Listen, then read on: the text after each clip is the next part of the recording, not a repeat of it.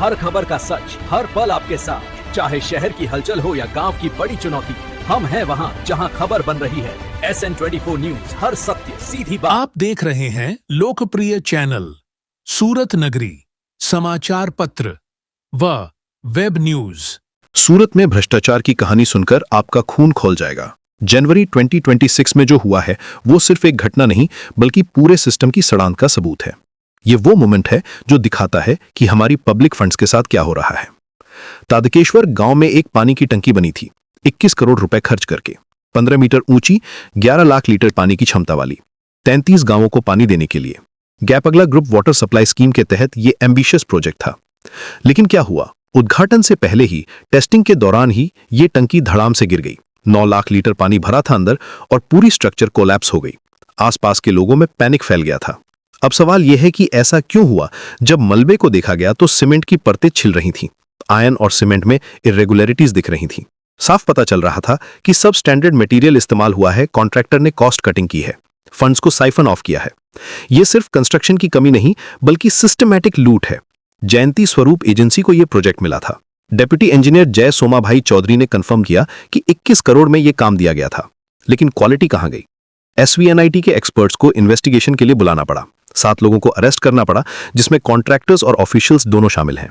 लेकिन डैमेज तो हो चुका था। अबू बकर, जो तादकेश्वर गांव का रेजिडेंट है, उसने कहा कि 3 साल से वेट कर रहे थे क्लीन ड्रिंकिंग वाटर के लिए, और ये हाल है। उसने बताया कि अगर ये इनॉग्रेशन के बाद गिरती तो कितनी जाने जा सकती थी। गांव वालों का ट्रस्ट कंप्लीटली टूट गया है सिस्टम पर। लेकिन यह सिर्फ एक केस नहीं है। पंदेसरा के बारोट विलेज में भी एक वाटर टैंक है जो 2015 में इनॉग्रेट हुई थी। आज वो कोलैप्स के कगार पर खड़ी है। 11 साल हो गए और वो स्ट्रक्चर अब गिरने वाली है। दीवारों में क्रैक्स दिख रहे हैं, फाउंडेशन वीक हो गया है। यह भी उसी करप्शन की कहानी है। Same pattern, same negligence, same result. Kalyan Shankar Dubey ने सूरत नगरी न्यूज के लिए रिपोर्ट की है कि अगर इन करप्ट प्रैक्टिसेस के खिलाफ एक्शन नहीं लिया गया तो सूरत के आधे से ज्यादा प्रोजेक्ट्स करप्शन का शिकार हो जाएंगे। ये सिर्फ प्रेडिक्शन नहीं, रियलिटी है। पैटर्न क्लियर है, सब स्टैंडर्ड मटेरियल्स, इन्फ्लेटेड कॉस्ट्स और किकबैक्स का पूरा network. Chief minister Bhupendra Patel ने स्ट्रिक्ट एक्शन के ऑर्डर्स दिए हैं। गवर्नमेंट स्पोक्सपर्सन जीतू वाघानी ने कहा है कि क्वालिटी में कॉम्प्रोमाइज नहीं होगा। लेकिन सवाल यह है कि यह सब पहले क्यों नहीं हुआ? मॉनिटरिंग सिस्टम कहां था? क्वालिटी चेक्स कहां थे?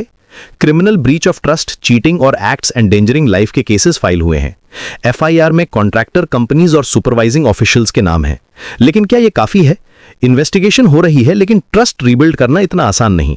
पब्लिक फंड्स का मिसयूज हो रहा है, टैक्स पेयर्स का पैसा बर्बाद हो रहा है और सबसे बड़ी बात, लोगों की जिंदगी खतरे में है। यह सिर्फ सूरत की प्रॉब्लम नहीं, पूरे देश की प्रॉब्लम है। हर शहर में ऐसे एग्जाम्पल्स मिल जाएंगे।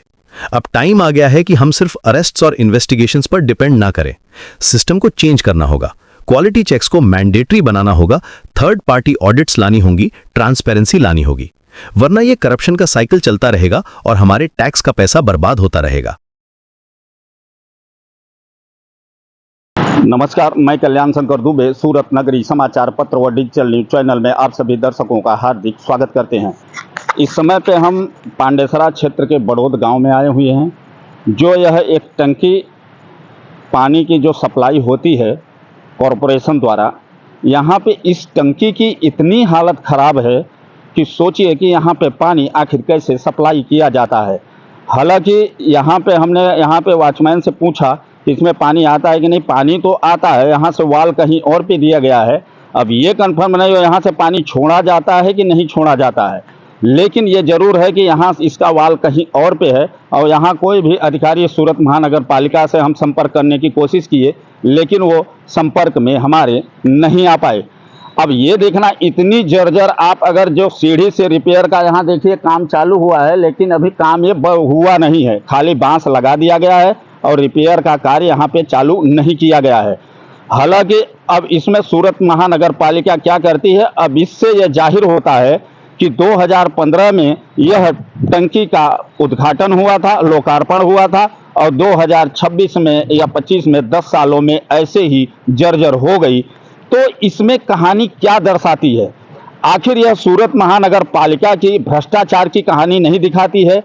ऐसे ही कई जगह ऐसी जो चीज़ें हैं, पानी की टंकी का हुआ या तो फिर और चीज़ें हुआ जो जर्जर हो जा रही हैं और कॉन्ट्रैक्टर इनके छोड़ के भग जाते हैं। आखिर ऐसा क्या कारण है कि सूरत महानगर पालिका के जितने कॉन्ट्रैक्टर हैं, लगभग 5 से 6-7 का जहां तक मेरे नॉलेज में है कि जो कॉन्ट्रैक्टर छोड़ के काम अधूरे पे ही भग जाते हैं। तो इसमें आखिर इस पानी टंकी का जवाबदार कौन होगा? आखिर सूरत महानगर पालिका होगी कि वो जो बनाने वाले यहाँ पे इंजीनियर होंगे वो होंगे, या तो फिर हमारे गुजरात के नेता प्रतिपक्ष होंगे, जो कि यहाँ पे लाखों करोड़ों की प्रॉपर्टी बनती है लेकिन 10 साल में वह धराशाही होने के नौबत पे आ जाती है। आखिर ये इस भ्रष्टाचार की कहानी कैसे खत्म होगी और क्यों खत्म होगी कि जो 10 साल में ही सीढ़ियां टूटकर नीचे आ गिरी हैं? आखिर अब इसमें लापरवाही किसको दिया जाएगा? हालांकि मैं नेताओं के बारे में नहीं जान सकता, लेकिन यह भ्रष्टाचार तो हुआ है। आखिर यह इसका जवाबदार कौन लेगा? सूरत महानगर पालिका लेंगे, या सूरत शहर के मेयर लेंगे, या तो फिर यहाँ के कोई भी मंत्री लेंगे? इस पे कोई चर्चा नहीं हो रहा है, खाली बना के छोड़ दिया जाता है और राम भरोसे चलता है। अब यहाँ पे अगर ये टंकी देख सकते हैं कि अगर गिरती है या यहाँ पे कोई जानहानि होती है तो इसकी जवाबदारी किसकी होगी? कल्याण शंकर दुबे की रिपोर्ट, सूरत नगरी न्यूज, सूरत, गुजरात।